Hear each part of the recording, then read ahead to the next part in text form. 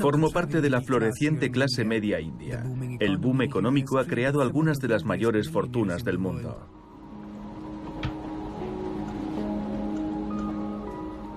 Pero también hay un lado oscuro, y es que tenemos una de las mayores tasas mundiales de trabajo forzoso infantil.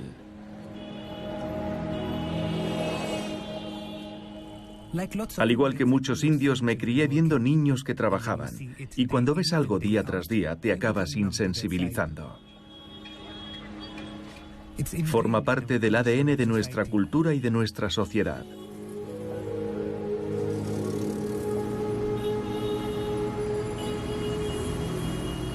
Pero todo ello cambió a raíz de una terrible tragedia que me tocó de cerca. Cecilia, una mujer que casi formaba parte de nuestra familia y que trabajaba limpiando y cocinando para nosotros, descubrió un día que su hija de 14 años había sido vendida como esclava doméstica aquí mismo en Nueva Delhi. Y lo que es peor, se había suicidado.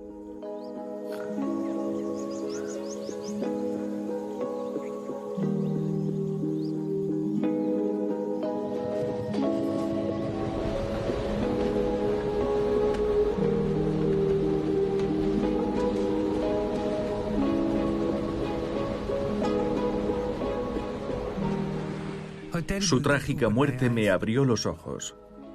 ¿Cómo es posible que en la mayor democracia del mundo sea tan fácil explotar y abusar de millones de niños?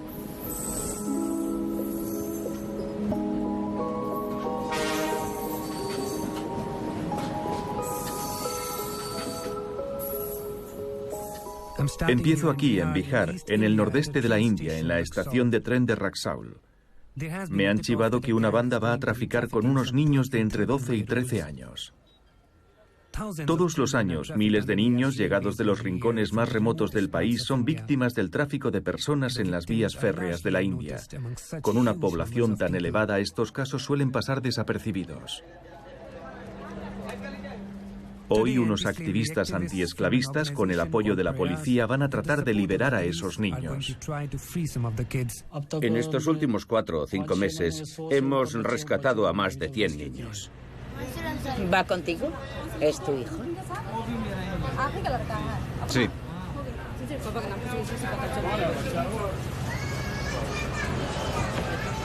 Los traficantes han empezado a usar pasaportes falsos. Por su apariencia física, esos niños son menores. Sin embargo, según sus documentos de identidad, tienen 18 años. ¿Van contigo? Sí, son mis hijos. ¿Cómo te llamas? Me llamo Imam Ansari, y ellos son Murad Ansari y Javed Ansari. Así que tienes 18 años. Y en tu documento de identidad pone que tienes 12. Hay una errata y por eso pone que tienes 6 años menos. ¿Tienes 18 años? ¿Dónde está tu acompañante? Los dos viajan por primera vez. Él tiene su documento de identidad. Enséñamelo. Ponedlos a salvo. Mirad en el resto de vagones del tren. Sentaos aquí, chicos. Algunos de los adolescentes rescatados se han prestado a contarnos sus experiencias. Trabajábamos de las 4 de la madrugada a las 12 del mediodía. Entonces nos dejaban descansar. Y luego nos íbamos a trabajar a la fábrica a las 3 de la tarde. Volvíamos a las 11 de la noche. Nos hacíamos algo de comer y nos acostábamos. Mi padre murió. Tuve que trabajar para él. ¿Para quién? Ganga Sagar, el traficante. Quería que trabajara para él y acepté. Mi madre me pidió que no fuese, pero el traficante me dijo que me fugase de casa. Me prometió 3.000 rupias al mes, pero tan solo me pagaba 2.000. Trabajábamos desde la 1 de la tarde hasta las 5 de la mañana. Luego nos dejaban dormir hasta la 1 y vuelta a trabajar. Además nos pegaban palizas. Si nos quedábamos dormidos en nuestro puesto de trabajo, nos cortaban los párpados. Siempre tenía una cañería a mano. Si pasaba algo, nos pegaba con ella.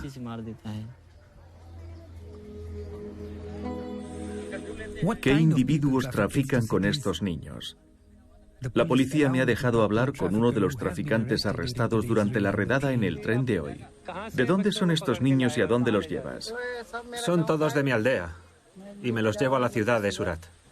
Todos estos niños son menores de edad, claramente. Ese niño que tienes detrás no tendrá más de 13 o 14 años. Puede probar su fecha de nacimiento. ¿Dónde trabajan en Surat? En fábricas. ¿Y te pagan una comisión por entregar a estos niños? ¿Por qué me pagaría nadie una comisión? ¿Cuántas veces has llevado niños a Surat? Nunca he llevado a menores de edad, pero he hecho 3 o 4 veces el viaje. Dudo que ninguno de estos niños se dé cuenta del siniestro destino que les espera en la ciudad.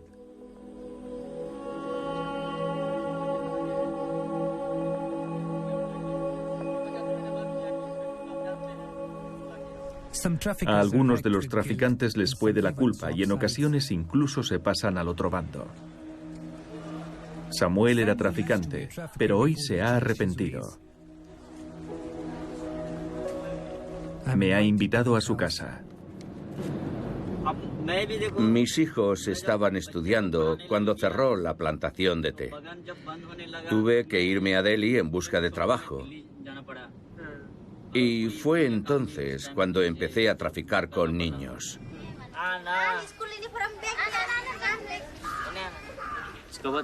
Una persona de mi aldea sugirió que podíamos llevar a la ciudad a niños y niñas. Nos pagarían una comisión de 6.000 rupias al día, unos $90 al cambio por cada niña. Y yo acepté. Yo soy analfabeto y quería que mis hijos recibiesen una educación, pero no tenía dinero. Fue más tarde cuando me di cuenta de lo estúpido que había sido. Samuel había cambiado de parecer tras conocer a los activistas de la organización Save the Childhood Movement, que rescata a las víctimas del tráfico de personas. El fundador de este organismo, Kailash Satyarthi, es uno de los mayores expertos indios en esclavitud infantil. En la India se vende a un niño cada 8 horas. 5 de ellos ya no vuelven a aparecer nunca. Son los niños a los que vemos mendigando en las calles o trabajando de esclavos en las casas. No se sabe de qué partes de la India provienen esos niños. Y los intermediarios los venden por 5.000 o 6.000 rupias, o sea, entre 80 y 90 dólares al cambio.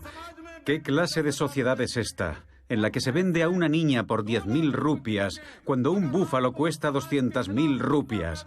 Si esto no os llena de rabia, es que no sois humanos. Kailash Satyarthi ha dedicado su vida a rescatar a niños de la esclavitud, lo que le valió el Premio Nobel de la Paz en 2014. Su organización ha rescatado a cerca de 100.000 niños en estas 3 últimas décadas y ha hecho cambiar de vida a cientos de traficantes. Hay una relación triangular entre la pobreza, el trabajo infantil y el analfabetismo. La relación es un poco como la de la gallina y el huevo. Cada elemento es a la vez consecuencia y causa de los demás. Si toleras el trabajo infantil, estás dejando que se perpetúen el analfabetismo y la pobreza. El trabajo infantil es el mayor obstáculo a la educación. Un niño no puede recibir una educación a menos que lo liberemos del trabajo, y en particular del trabajo forzoso. Si trabajan en una mina o una fábrica o un hogar, etc., no pueden ir al colegio. Y si no reciben una educación, no pueden convertirse en ciudadanos de pleno derecho en nuestro mundo globalizado.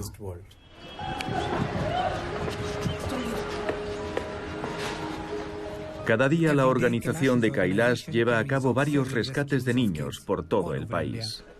¿De quién son estos niños? Es mi hermano pequeño. Sal. No, así no. Su objetivo es devolver a esos niños a las escuelas de sus aldeas natales. Estos niños son del estado de Bihar. Estamos haciendo todo lo posible porque todos los niños como vosotros os quedéis con vuestros padres y podáis seguir yendo al colegio. Nadie debería ser el esclavo de nadie. ¿Qué te gusta a ti? ¿Estudiar o ser esclavo? ¿Qué te gusta más? Estudiar. Muy bien. ¿Y cuando vuelvas a tu aldea, volverás a ir a la escuela? Sí.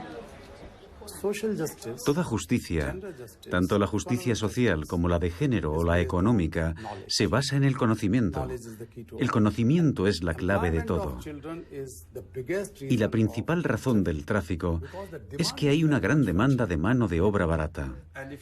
Para controlar a las personas hay que tenerlas asustadas, no solo a los traficantes, sino a los clientes, a los consumidores y a los hogares de clase media. Por eso tenemos que trabajar a todos los niveles. Así que es una combinación de varias estrategias y esfuerzos.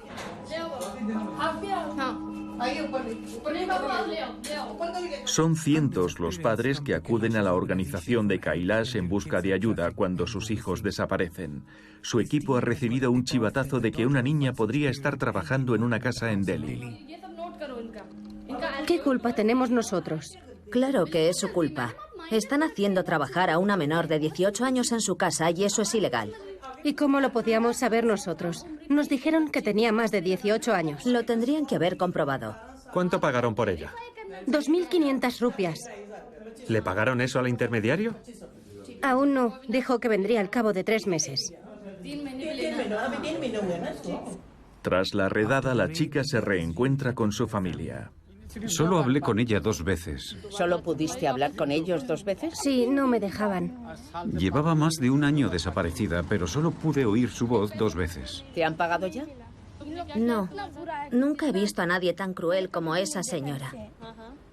Cada vez que le decía, pero si yo no he hecho nada malo, me decía, nunca reconoces tus errores. Eres mala, eres una niña de mierda. Decía que merecía que me cagaran encima y le decía a su hijo que no me tocase porque estaba sucia. ¿Así es como te hablaba? Sí. ¿Quién te pegaba? La señora esa y su nuera. Yo les decía, hermana, yo también soy humana, solo soy una niña. Ten un mínimo de compasión conmigo. Entonces me acusaba de ser una impertinente. Son muchas las menores como ella que acaban trabajando en miles de hogares de clase media en las grandes ciudades de la India. Hay demasiadas familias de clase media, familias como la mía, que no se lo piensan 2 veces antes de contratar a un niño esclavo para que se haga cargo de su casa y de sus hijos. Es esa demanda de servicio doméstico barato la que alimenta en gran medida la esclavitud infantil en la India y el sufrimiento de tantos padres. Esta foto es de mi hija. Tiene 15 años. El 2 de octubre salió de casa a eso de las 12 del mediodía y nunca volvió. La estuve buscando toda la noche, pero no apareció por ninguna parte. La busqué por todas partes. Fui hasta mi pueblo y a casa de varios familiares. He pedido un préstamo. A día de hoy todavía lo estoy pagando. Solo yo sé cómo estoy dando de comer a mi familia. Por favor, encuentren a mi hija. Haré lo que sea. Solo quiero que vuelva. Sin embargo, el tráfico de chicas tiene una faceta más oscura todavía, el comercio sexual. Por eso he acudido al distrito 24 Parganas en el estado de Bengala Occidental. Es uno de los principales centros del tráfico sexual en el país. Rishi es miembro de una organización que lleva más de 1 década luchando contra los traficantes en esta zona. Las muchachas de esta región son muy guapas. Los traficantes identifican a las chicas y engañan a sus familias prometiéndoles una vida mejor. Llevan a las chicas al puerto, pasan allí la noche, las explotan y de allí se las llevan a la estación de Howrah, en Calcuta, donde cogen un tren a Delhi o Bombay.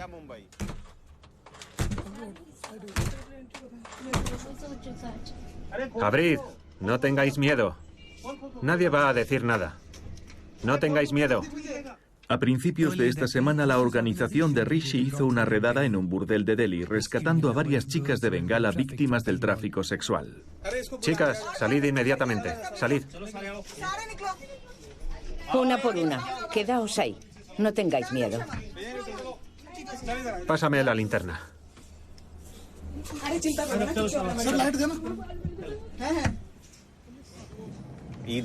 Esas chicas son vendidas para prostituirlas, para bodas ficticias, o las ponen a trabajar de sirvientas en casas.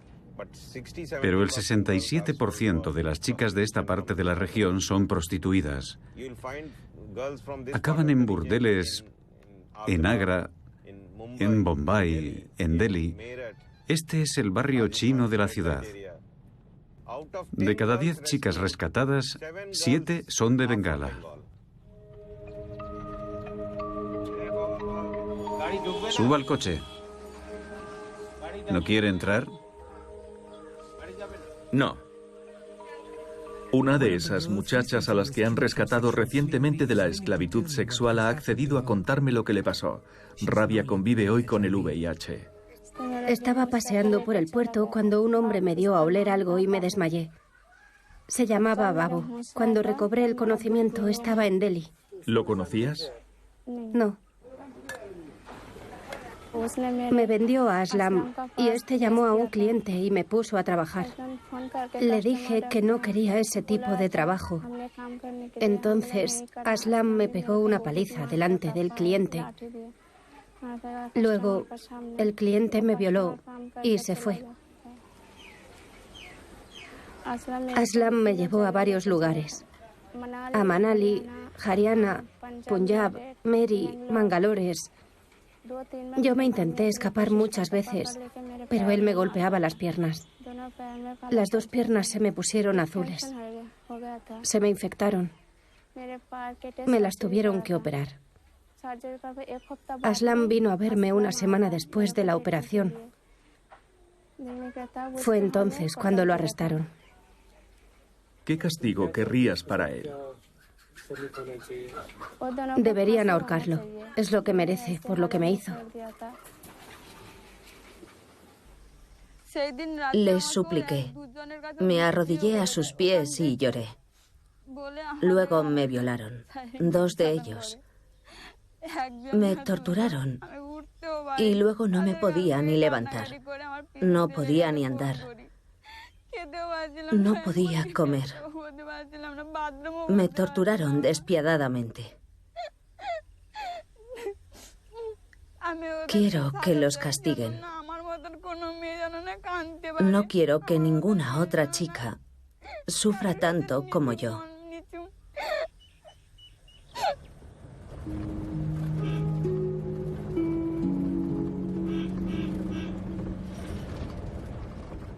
Claramente hay un problema subyacente con la forma en que las chicas son percibidas en la India. Muchas son tratadas como cabezas de ganado. Por ejemplo, en la India muchas chicas son casadas a la fuerza, convirtiéndose de facto en esclavas sexuales. Hoy la organización de Kailash está llevando a cabo una redada en Palwai, en el estado de Haryana, donde una familia ha comprado a una niña de Assam. No la escondáis. Sabemos que está aquí. Hay que forzar la puerta.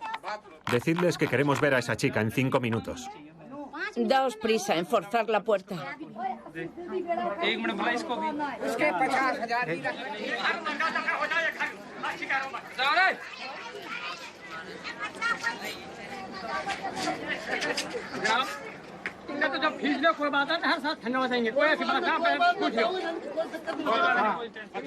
Podéis reventar la puerta si queréis.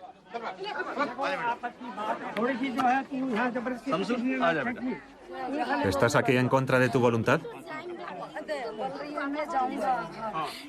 ¿Qué hacéis aquí? Os dije que no vinieseis. Le da miedo hablar. No tengas miedo. Vamos a llevarla a la comisaría para tomarle declaración. Vamos.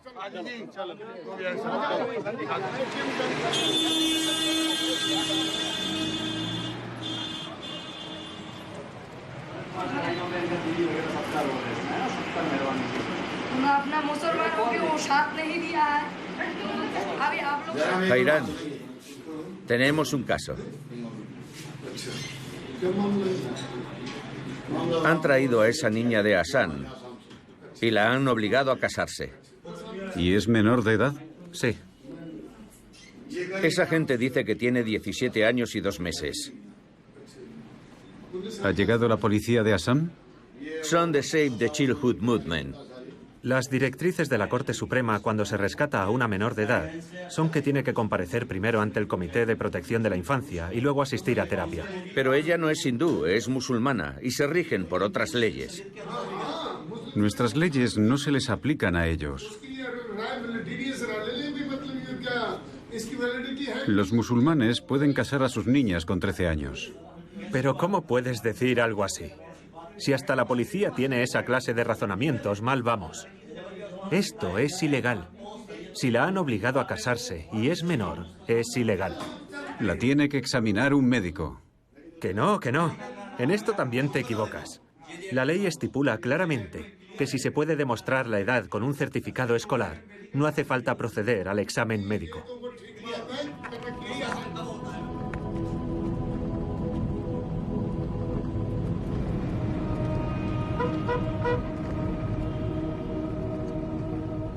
Es muy desalentador darse cuenta de cuál es la actitud de la policía. Por lo general, la policía es el primer punto de contacto de la víctima, pero muy a menudo acaban formando parte del problema. Se trata de una situación con la que está demasiado familiarizado el abogado de la Corte Suprema, Colin Gonsalves. Había una chiquilla de 11 años que se estaba muriendo literalmente de hambre porque su familia no tenía recursos y escribieron a la administración diciendo: por favor, dennos cereales. La ley dice que nos los tienen que dar. Pero la administración rechazó su petición. Aguantó aún unos días bebiendo agua salada con unas hojas de té y por fin se consumió y se murió. La Corte Suprema se va a ocupar de ese caso. Queremos castigar a los funcionarios responsables y recompensar a la familia con una cuantiosa indemnización. Sin embargo, de todos los casos que deberían someterse a la Corte, se acaban tramitando menos de un 0,001%. Así que no es de extrañar que los menores de las comunidades más pobres y deprimidas se vayan con los traficantes cuando les prometen un trabajo y los separan de sus familias. Así que el problema no reside en la legislación, sino en cómo se aplica, porque en el caso del tráfico de personas, la ley no se aplica. Y lo cierto es que la policía acepta sobornos de los traficantes. Por eso muchas víctimas no quieren denunciar, porque la policía las intimida para que no acudan al tribunal a testificar. He viajado al estado de Chhattisgarh, en el centro este de la India, para entrevistarme con un hombre cuya hija le fue arrebatada y que le pidió ayuda a la policía para encontrarla. Fui a la comisaría y el inspector me empezó a echar la bronca. El funcionario que nos atendió nos pidió que le invitáramos a desayunar cordero y pollo. Tuve que hacer todo lo que me ordenaban, como llenarles el depósito del coche de gasolina. Querían cobrarnos por atendernos. Nos dijeron que volviéramos al día siguiente con 2.000 rupias. Yo les dije, tienen que darme tiempo para reunir ese dinero. Soy pobre, voy a necesitar unos días. Me parece despreciable que unos funcionarios públicos se comporten así. Es vergonzoso. Girdhari, Sila, Ricky, son los nombres de los agentes que trafican con nuestras hijas. Soy pobre, pero el gobierno debería respetar las reglas del juego. Hay que hacer justicia. El culpable fue condenado, pero se libró de la cárcel pagando una fianza. ¿Es esto la justicia? Cuando las autoridades, los mismos que en teoría están para perseguir el tráfico de personas, son los primeros beneficiados por el mismo, cuando la propia policía garantiza la inmunidad de los traficantes, de los dueños de los prostíbulos y de los proxenetas, ¿quién se cree que les va a pasar nada? Cuando los propios policías están involucrados en el tráfico de personas, ¿quién va a impedir que siga ocurriendo esto en nuestro país? Las palabras de Colin Gonsalves no me resultan tan descabelladas después de ver estas imágenes que grabé en secreto en una comisaría. El 99% de los casos de tráfico de personas son falsos. Tan solo un 1% es real. Puede ser que una chica se escape de casa de sus padres porque cree que su pareja le va a dar una vida mejor. Y no le ve sentido a quedarse en casa muriéndose de hambre. Le va a ir mejor con su amante.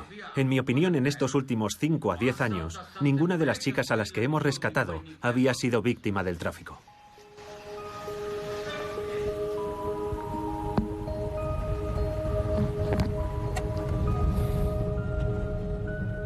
Si este policía está en lo cierto, la gente con la que he hablado me ha estado mintiendo.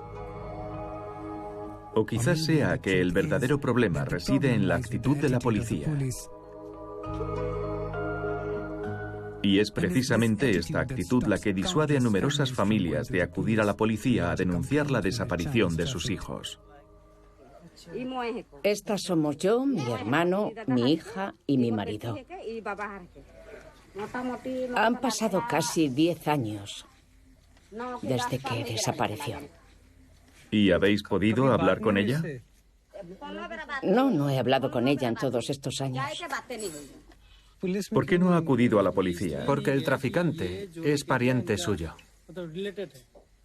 ¿Es el marido de la hermana mayor? Sí, se la llevó a Delhi. Yo quiero denunciar, pero no tengo dinero. Pero para presentar una denuncia no hace falta dinero. No hace falta dinero para presentar una denuncia, ni un céntimo. Hay que ir a comisaría y contar nuestros problemas. Y la policía los resuelve.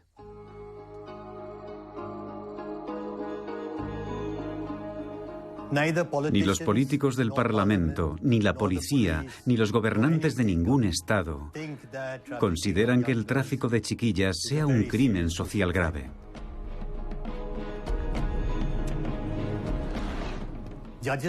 Los jueces deberían arrestar al traficante, al proxeneta y al dueño del prostíbulo. En vez de eso, arrestan a la víctima, le imputan un crimen a ella y la mandan a la cárcel. Así que las víctimas huyen de la policía, huyen del sistema legal. No quieren tener nada que ver con el sistema legal. No confían en que se les vaya a hacer justicia en los tribunales. Frente a la complicidad de las autoridades, los activistas de la organización Guria ayudan a las víctimas a prepararse para testificar en un juicio. La organización escenifica juicios de prueba para que, llegado el momento, las chicas estén listas para plantar cara a sus raptores y al sistema legal. Estábamos en otra estación de tren cuando recobré el conocimiento. Intenté gritar para pedir auxilio, pero el secuestrador me dijo, como haga ruido te mato. Le pregunté, ¿cómo te llamas? Y me contestó, me llamo Vijesh Kushba y te acabo de comprar. Me escapé de allí y fui a casa de mi hermano. Le conté a mi hermano todo lo que había pasado y al volver a casa presenté una denuncia. Pero la policía me dijo, estás mintiendo, esta denuncia es falsa. El objetivo de la terapia es ayudar a la víctima a superar el trauma y recobrar su confianza y su autoestima para que pueda volver a integrarse en la sociedad.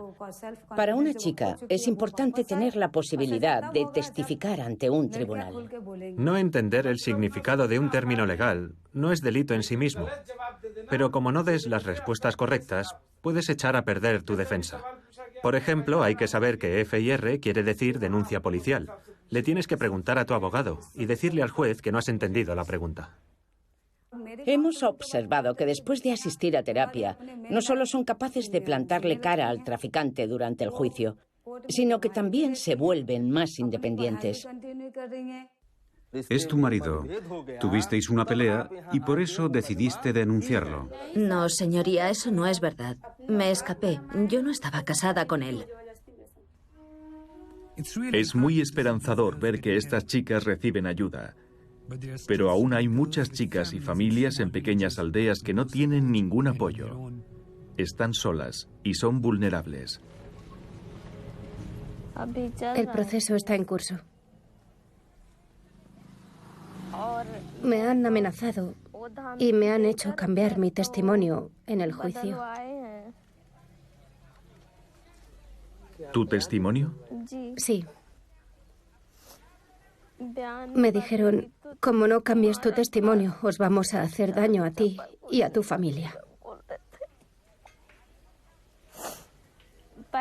Mi madre me dijo que me llevaba a casa de mi tía, pero en realidad me estaba llevando a otro lado. Yo tenía 14 años cuando me llevaron allí. Mi madre me dijo, vas a trabajar aquí por un tiempo y luego podrás volver a casa. Y se volvió a la aldea y me dejó allí sola. Me pegaban. Me decían, te hemos comprado y podemos hacer contigo lo que nos plazca.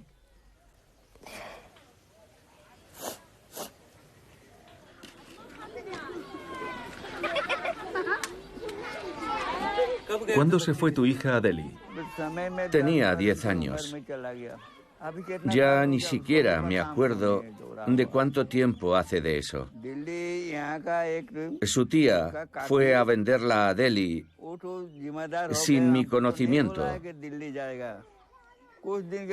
Al cabo de un tiempo, me enteré de que estaba en Delhi. Nunca he salido de mi aldea. ¿Cómo voy a ir a Delhi a buscarla? ¿Y por qué no presentaste una denuncia en comisaría? Fui. Pero cuando me pidieron una foto y les dije que no tenía ninguna, me contestaron, entonces, ¿cómo la vamos a buscar?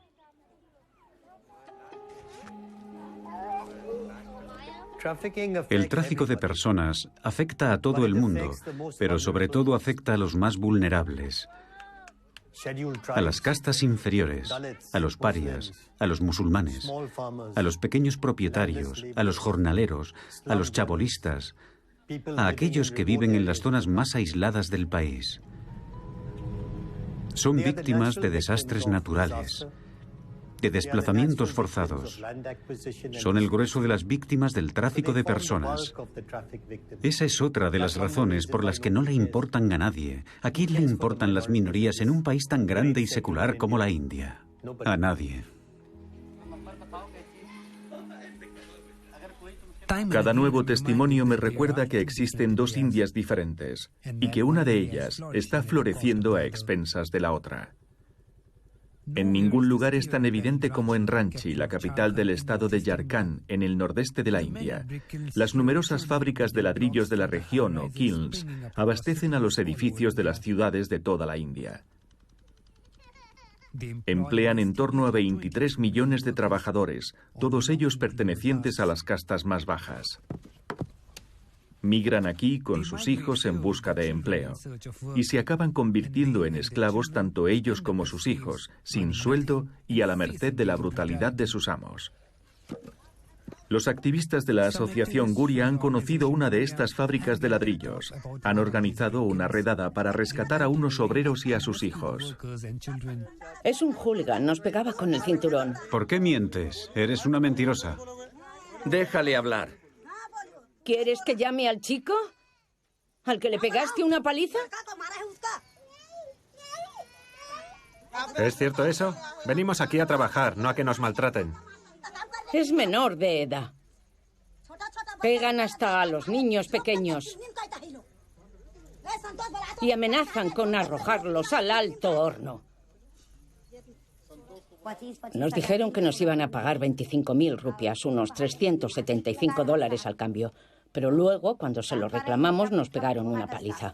Nos prometieron 5.000 rupias, unos $75 para comida y para la educación de nuestros hijos. Y no nos dieron nada. Nos dijeron, largo de aquí, gilipollas. Siempre queréis dinero. Cuando estaba en el baño, entraban con la excusa de que iban a beber agua. Y me pedían que me fuese con ellos. Por las noches, cuando iba al baño, me cogían de la mano. Hacíamos 1.500 ladrillos al día. 1.500 al día. Y no nos pagaban un salario. No nos pagaban. Nos daban solo 600 rupias para comida. ¿600 rupias al día? No. No. 600 rupias para toda la semana. ¿100 rupias al día? Sí. Sí. Estas familias, incluidos los niños, han sufrido 6 meses de trabajo demoledor, pero no les han pagado nada.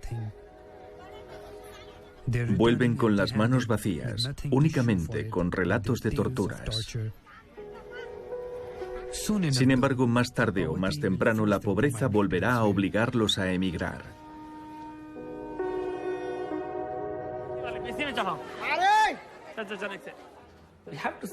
Tenemos que dar un paso al frente y plantarnos. El Estado y la policía pasan, todo el mundo pasa, pero los civiles, los ciudadanos de este país, tenemos todos una responsabilidad. Vemos cómo se compra y se vende a nuestros conciudadanos y pasamos. Y esa es la mayor tragedia. Tenemos que promover una cultura del cuestionamiento. Me parece evidente que es la pobreza la que allana el terreno a los traficantes. Pero ¿por qué hay tantas aldeas que viven en la pobreza cuando la economía india está boyante? En una aldea me reúno con un grupo de mujeres que me ayudan a entenderlo mejor.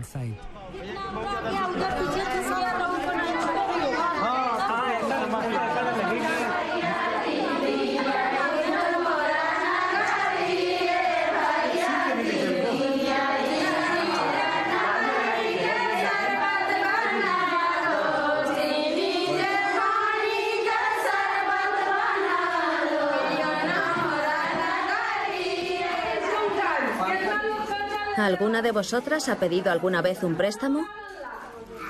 ¿Y por qué motivo? ¿Por qué motivo pedisteis el préstamo? Varias enfermedades. Cuando alguien de nuestra familia se pone enfermo, por lo general no tenemos suficiente dinero para el tratamiento. Un prestamista nos hace un préstamo con un interés de un 7% mensual. Así que ahora tenemos dos cargas, la enfermedad y la deuda. Para repagar al prestamista tenemos que ir a trabajar a su casa y sus campos. Y si no lo hacemos, nos amenaza. Vete de la aldea y dame tu casa y tu ganado. Mandamos a nuestros hijos a Katmandú y a Delhi para trabajar. La mitad del dinero lo utilizamos para pagar deudas. Con una situación financiera mejor, no tendrían que trabajar nuestros hijos en estas condiciones. Cuando pienso en la situación de nuestros hijos, se me saltan las lágrimas. Para saldar nuestras deudas y ganar un dinero, hemos esclavizado a nuestros hijos. Hemos destruido el futuro de nuestros hijos. No les hemos dado una educación.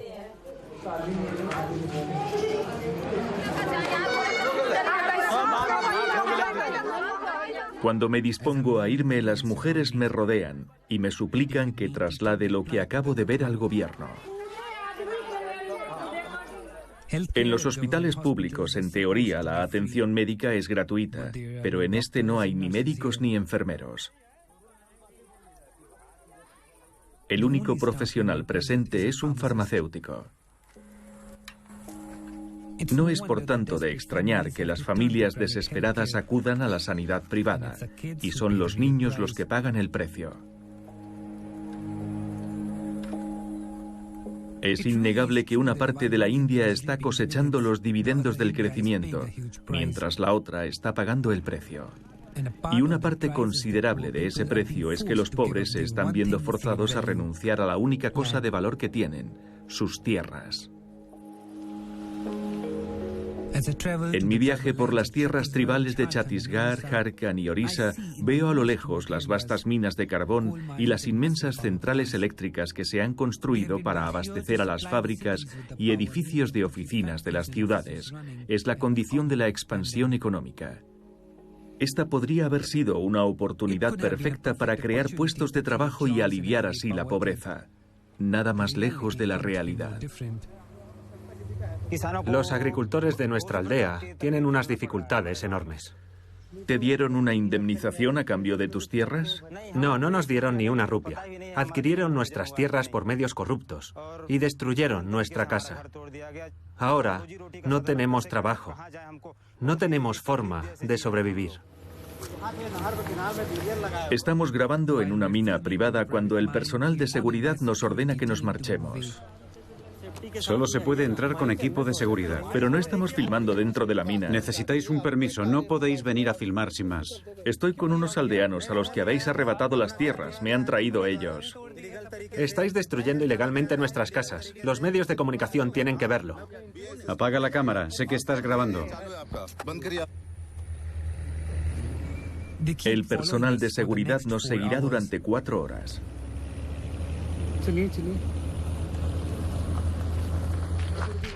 Esa misma tarde me reúno con un grupo de personas que han visto cómo les arrebataban sus tierras y destruían sus casas para construir minas. ¿La gente de la comunidad se va en busca de trabajo? Sí, muchos se tienen que ir para trabajar. La gente puede llegar a viajar 20, 30, 40 kilómetros al día para trabajar. Y las compañías no nos dan ningún tipo de prestación social, ni atención médica, ni educación para nuestros hijos. Cuando les pides trabajo, lo primero que hacen es amenazarte. ¿Qué condiciones laborales buscas tú? También te amenazan con mandarte a la cárcel. Esa es su actitud. Y son los mismos que nos han robado nuestras tierras. El gobierno ha diseñado toda una gama de planes de reinserción laboral, prometiendo empleo a todos los aldeanos damnificados por el desarrollo industrial de sus tierras. ¿Cómo puede ser entonces que siga sin haber empleos?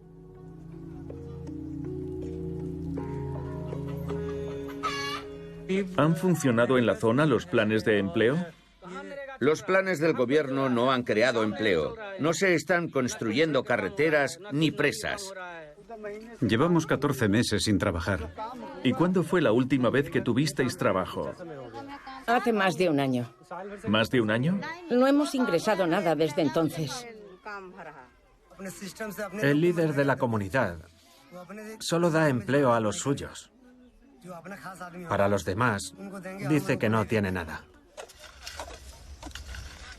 Lo más lamentable es que el fracaso de los planes de empleo del gobierno los hace aún más vulnerables a los tejemanejes de los traficantes.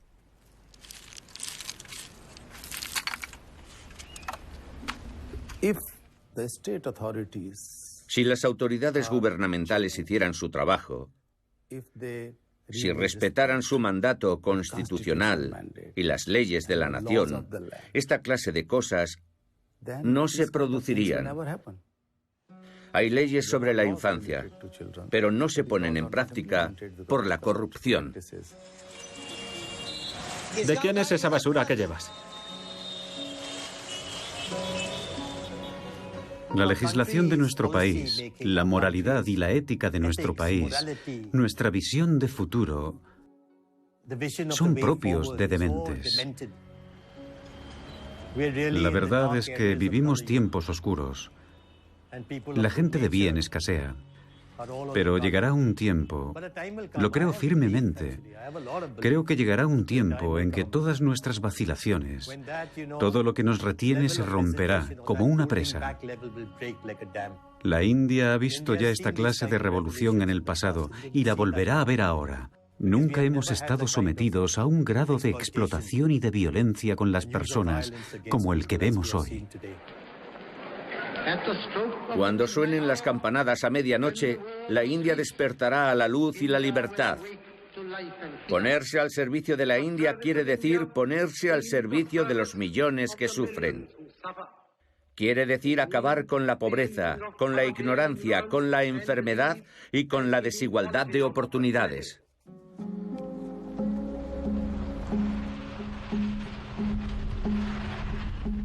El primer ministro de la India soñaba con un país donde los niños fueran criados con cariño. Ese sueño ha sido aniquilado. En una cantera de Cohar, en el estado de Allahabad, me cuentan que sigue habiendo niños que nacen siendo esclavos.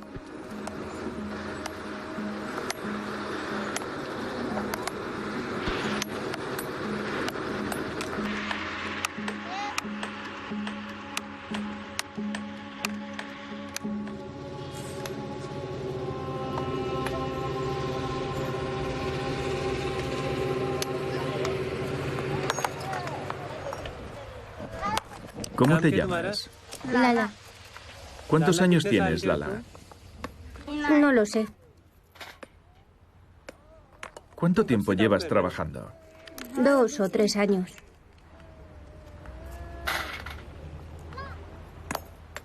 ¿Te gustaría ir al colegio? Sí. ¿A qué hora empiezas a trabajar por la mañana? A las 8 o 9. ¿Y hasta qué hora trabajas? Todo el día. ¿Y quién se queda con el dinero? Mi padre.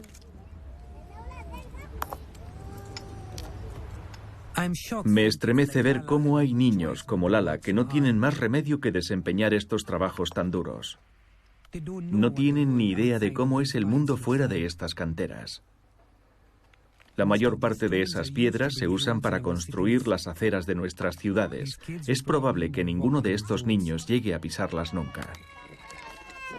¿Es tu nieta? Sí, ¿Qué edad tiene? 3 años. ¿3 años? Pero si la acabo de ver trabajar. ¿Por qué ponéis a trabajar a una niña tan pequeña? ¿Qué otra cosa podemos hacer? No nos pagan casi nada. Todo lo que ganamos lo gastamos en comida. Si alguien se pone enfermo, todo el dinero se nos va en gastos médicos. Cada vez veo más claro que gran parte de lo que ocurre en esta mina tiene que ver con el complejo sistema de castas de la India. Las familias de las castas inferiores llevan generaciones trabajando aquí, a merced de los terratenientes de las castas superiores. ¿Todavía existe la servidumbre por deudas en esta región? Sí, muchos de los grandes terratenientes tienen aún siervos por deudas. Mi padre nació ya endeudado. Yo nací en 1967. Mi padre y mi abuelo tendrían que haberse alegrado de mi nacimiento, pero los que de verdad lo celebraron fueron los terratenientes de las castas superiores, porque acababa de nacerles otro esclavo. En el colegio, sus hijos nos pegaban. Ahí fue cuando me di cuenta de que, aunque vivíamos en un país libre, nosotros no lo éramos.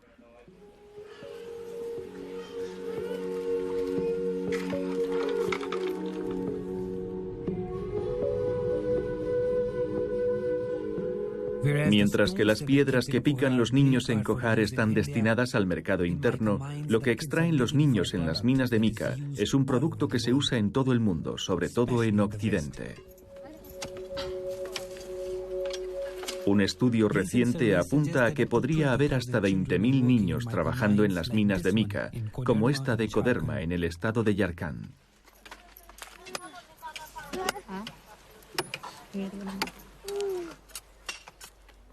La mica es un mineral que da brillo a los cosméticos y a la pintura para carrocería y que también se usa en ciertos productos electrónicos. La mayoría de estas minas son operadas por una mafia despiadada que explota a las familias de las castas inferiores de la región. Estas minas ilegales son responsables de cerca del 70% de la producción de mica de la India. ¿Cuántos años llevas trabajando en la mina? Desde muy pequeña. ¿Nunca has ido al colegio? No, nunca. ¿Qué edad tienes ahora? Entre 10 y 12 años, creo.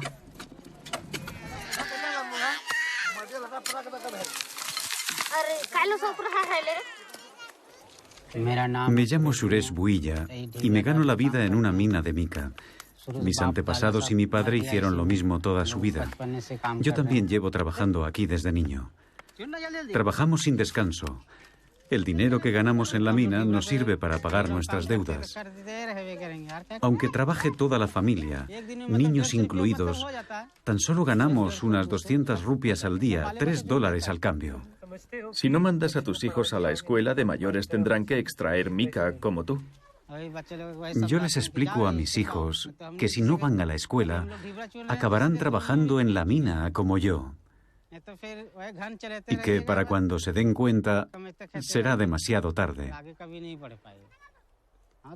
Pero se saltan las clases y no les interesa. Es porque los profesores no les enseñan nada y pasan de los alumnos.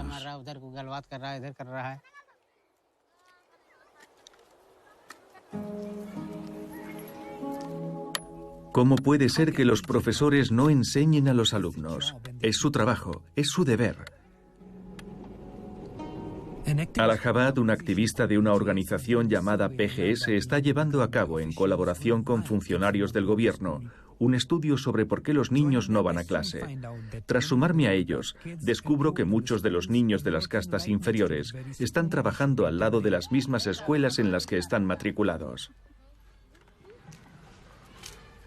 ¿Cómo te llamas? Sima. ¿Vas al colegio? Sí, ¿En qué curso estás? en cuarto. ¿En cuarto y vas a clase todos los días? Sí. ¿No te saltas las clases un par de días a la semana? Sí. Hoy, por ejemplo, no fuiste, ¿verdad? No. Esta alumna está pasando de curso cada año sin apenas asistir a clase. Cuando le exijo explicaciones al funcionario, no sabe qué responderme. En su lugar, me ofrece hablar con el director.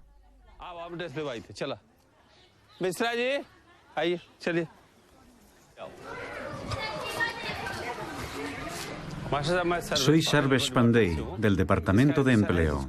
Esta niña está matriculada en su colegio. Mire si consta en su registro. Tiene alumnos que están matriculados pero que no van a clase. ¿En qué curso está? En sexto. Vamos a clase. Ve a sentarte. Me alegro de que hayáis venido. Necesitamos ayuda. Os vamos a apoyar en todo. Hay que ayudar a estos niños.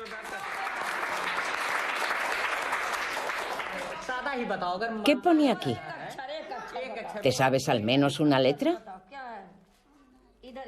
¿Esta qué letra es? Es una de las letras de tu nombre. Debería estar en primero. Sí.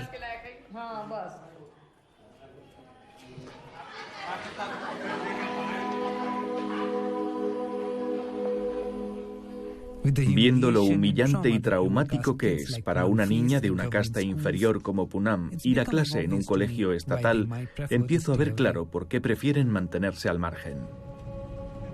Como padre primerizo, la mayor de mis prioridades es asegurarme de que mi hija obtenga la mejor educación posible. Y lo mismo piensan los habitantes de Betiak, en el estado de Bihar. Saben que gracias a la educación sus hijos podrán aspirar a una vida mejor. Dado que las castas superiores no quieren que sus hijos se mezclen con esos niños, han cedido sus propias tierras para construir una escuela estatal improvisada. En las otras escuelas estatales se niegan a dar clase a nuestros hijos. Les dicen que se larguen. Yo fui a matricular a mi hija, pero luego el profesor le pegó y no le dejó sentarse en clase porque somos de una casta inferior. Es un problemón. Tendríais que quejaros. Lo hemos hecho. Pero nadie nos hace caso. Y cuando insistimos, la gente de las castas superiores nos pega. ¿Alguno de vosotros sabe escribir su nombre? No, usamos huellas de pulgar. Si me enseñas a un solo crío de la aldea que sepa escribir su nombre, te limpio los zapatos durante 50 años. En cuanto cumplen 10 años, consiguen un documento de identidad falsificado y se van a la ciudad. Creen que allí al menos podrán comer y mandar algo de dinero a su familia. ¿Y van por su cuenta? No, hay muchos intermediarios. Creo en la bondad de la gente corriente. En la casta dominante y en la clase dominante no. Ellos no tienen salvación. Pero sí creo en la bondad de la gente corriente. Y creo que van a impulsar un cambio que solo puede ser violento. Espero que con efectos positivos. El cambio no llegará a base de peticiones al gobierno y formularios debidamente cumplimentados. Llegará a través de una revolución violenta. Es algo que vamos a vivir en la India. De eso no me cabe la menor duda.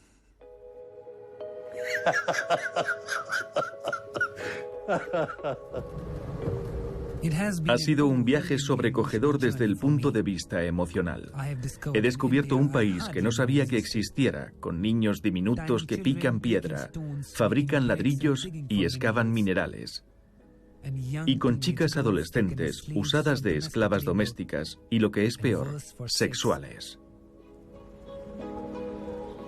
Este no es desde luego el país con el que soñaron los padres fundadores. Es un escándalo que una parte tan importante de los niños de la India siga manteniendo a su familia y no al revés.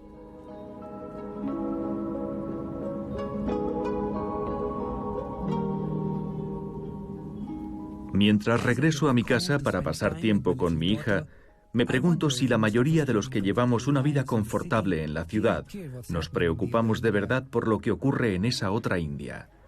Al fin y al cabo, ¿quién tiene la culpa de que la esclavitud infantil siga siendo realidad entre nosotros, sino la clase media educada de la India y todos aquellos que consumen sus productos en el extranjero? Pero es una mácula en nuestra cultura y no puede subsistir en pleno siglo XXI.